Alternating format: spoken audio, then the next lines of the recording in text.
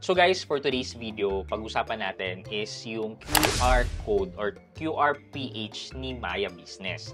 Napag-usapan natin from my other videos na pwede natin gamitin si QRPH ni Maya Business pang encash ng SPay later natin. And then, actually marami pang gamit itong QRPH ni Maya. However, meron ng bagong update si Maya Business.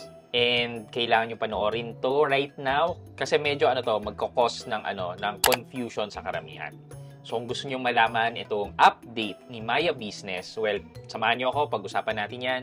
Sit back and let's discuss. Coming right up.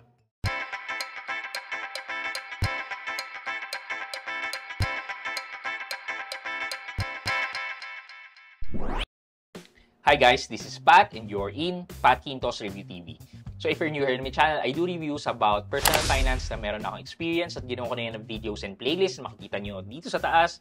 At kung bago ka dito sa channel ko, you may want to consider subscribing to my channel. Okay guys, so nagkaroon ng message si Maya Business sa mga merchants or sa mga smart padala authorized center. So if you're not aware guys, meron kaming business na computer shop and dun sa computer shop na business namin, meron kaming smart padala.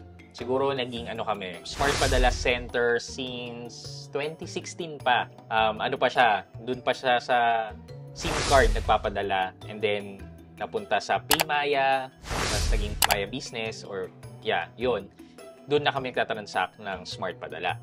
And then, naglabas sila ng QRPH nga sa mga smart padala centers. So, previously kasi, yung QRPH ni Maya Business, nung nilaunch yan, is may bayad. Parang 1.5% yata yung charge nila every time nagagamit ka ng QRPH ni Maya. And then, eventually, nakita nila na hindi ginagamit ng mga smart padala center yung QRPH. Nagkaroon sila ng promotion, ini-slash nila yung charges. So, right now, walang bayad. Kaya, nakapag-transfer kayo ng pera nyo from your SPay later papuntang Maya nang walang charges. So now, sabi nila, they are going to disable muna yung QRPH ni Maya because they are going to do rework on that QRPH.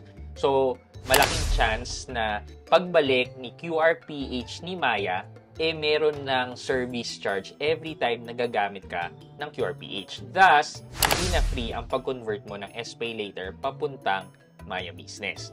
So, just to let everyone know lang, starting daw April 8, hindi daw muna makakatanggap ng any transaction ang QRPH ni Maya.